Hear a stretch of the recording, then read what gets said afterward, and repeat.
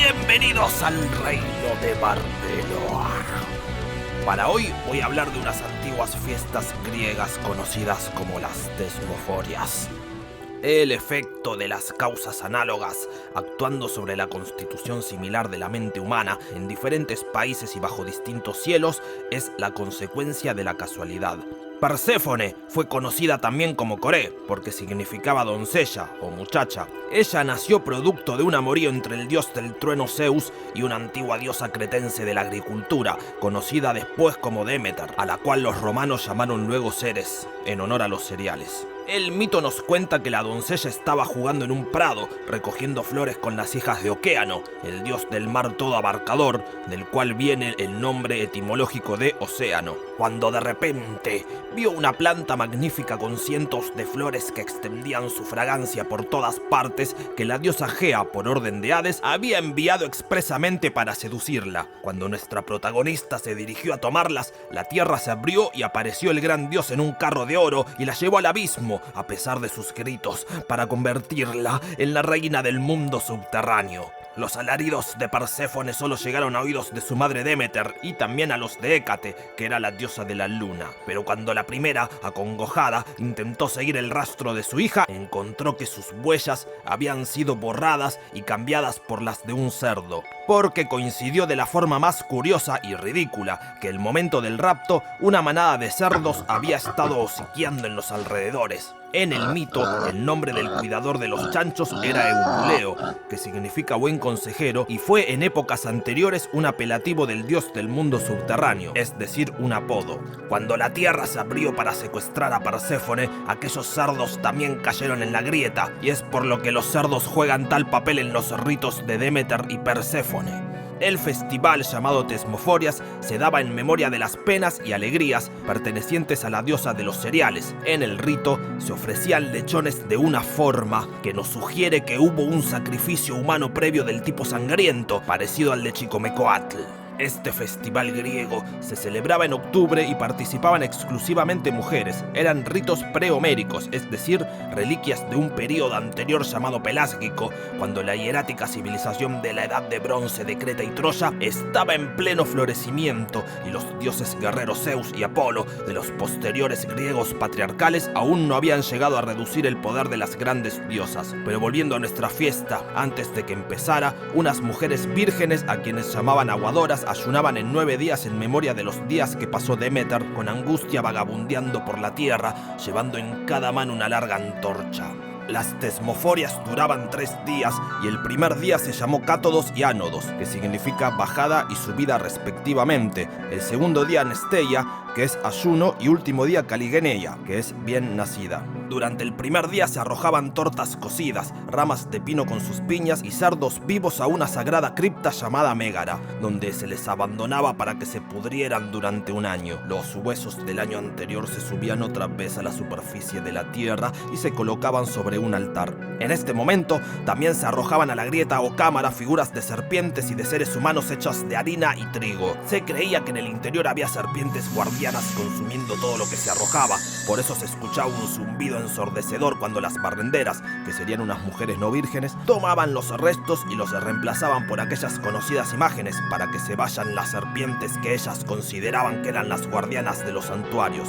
Los ritos eran herméticamente secretos y para reconstruirlos habría que compararlos con los misterios de Eleusis, donde el Cátodos y el Ánodos de la doncella Perséfone eran otra vez el tema central y los cerdos eran ofrendas importantes. Formaban parte de la representación dramática de su descenso al mundo abismal, no como un acompañamiento de ella, ya que no se encontraron vestigios en imágenes o relatos siendo arrojadas a las criptas, deduciéndose que los cerdos fueron la misma diosa. La historia de colocar a un porquerizo nombrado con un antiguo epíteto de Hades fue un intento endeble y forzado de tender un puente explicativo entre la antigua concepción del espíritu del grano como un cerdo y su nuevo concepto como diosa antropomórfica. Y allí, además, aparecía un nuevo motivo, porque el episodio culminante del espectáculo que tenía lugar en la sala de los místicos de Eleusis, representando los sufrimientos de Demeter y el Ánodos o retorno final de la doncella, era la exposición de una espiga de trigo. Esta revelación culminante es la propia Santa Misa, donde la elevación se da por una rebanada de pan hecha con el mismo cereal.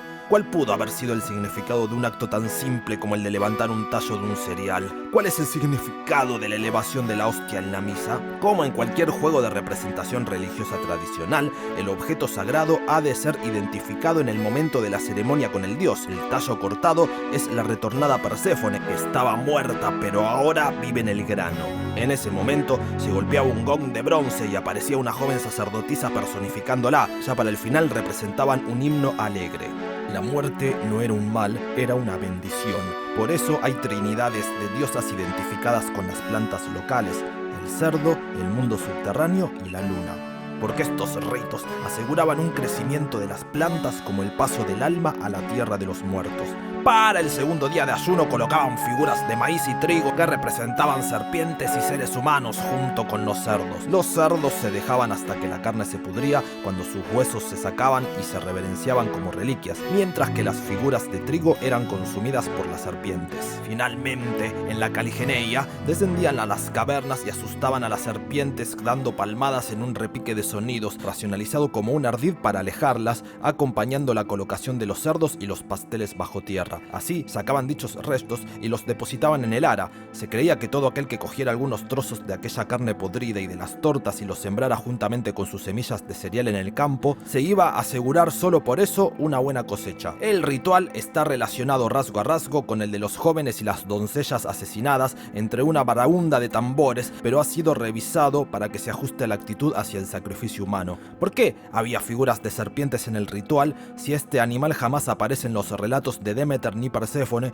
¿Y por qué los cerdos no eran de harina? La mitología griega conocía muchas historias de otras partes sobre la doncella entregada al dragón o la serpiente, siendo salvada por la aparición de algún héroe, como en el mito de Perseo. Entonces el mito original de Perséfone no hablaba de ella siendo raptada por su divino tío, ya que en ese entonces no existía el concepto del inframundo asociado al infierno como algo malo. Hades no era el equivalente a Satán como lo sería hoy en día, ni siquiera era pariente de la doncella. Perséfone estaba en una pradera jugando con flores con las hijas del dios del mar Océanos. Este dios del mar es nada más y nada menos que la gran serpiente que se muerde la cola y da vuelta por el mundo. También lo sostiene en la forma de las aguas del abismo y por tanto es el dios del mar quien Hades llegó para suplantar. La serpiente y las figuras humanas de trigo no solo pueden haber sido, sino que esencialmente deben haber sido Hades y Perséfone. Y también debemos señalar que como Perséfone era la gran novia de la serpiente, también ella debe haber sido capaz de asumir la forma de una serpiente, así como también la de un cerdo. Para nuestra diosa, tales metamorfosis son parte del juego. Todos conocemos bien el motivo clásico de las dos serpientes entrelazadas, que se ha convertido en el símbolo de la profesión médica, el sacerdocio del bienestar, que es el regalo de las aguas del abismo, aguas que fluyen como savia en las hierbas medicinales y como sangre de vida en nuestros propios cuerpos sanos. Abismo, inframundo, Hades equivalente al Aita etrusco, Aita, Shaita, Shaitán, Satán, mismo mito, pero con distintas posibilidades de desarrollo. Por lo tanto, las figuras de harina de trigo representan a las personas del mito y los cerdos sacrificados en el lugar de seres humanos representan la participación de los vivos en el misterio. La víctima es simultáneamente una y muchas.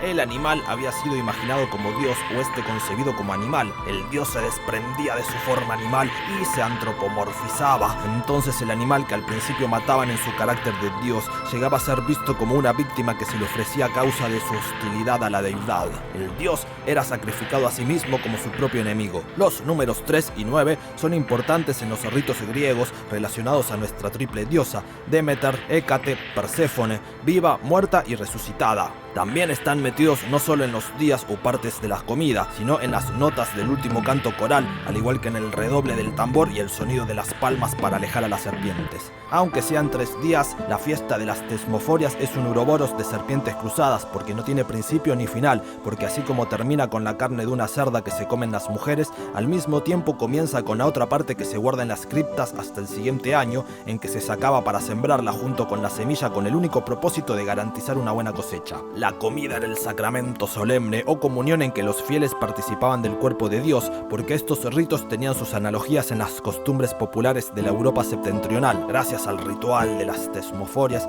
podemos conjeturar que las huellas del cerdo eran las mismas que las de Perséfone y Deméter, porque la idea de separar madre e hija fue una idea de las religiones patriarcales que se avecinaban. Y el hecho principal que se maquilló con todo este mito no fue el secuestro por su tío Hades, porque este relato sirvió para desviar la atención de lo grave del asunto que estaba ocurriendo en estas tierras por aquellos años. Como Demeter había llegado a Grecia desde Creta mucho antes, su culto se había arraigado tomando una fuerza tan poderosa que para cuando los pueblos indoeuropeos arrimaron, tuvieron que recurrir a su dios del trueno. Sí, el mismo dios que era poco importante dentro de este pueblo extranjero, pero que cuando estaban en expansión utilizaban su figura para parearse religiosa y políticamente hablando, con las diosas de las ciudades conquistadas, dando luz no solo a sus hijos, sino que a todos los mitos.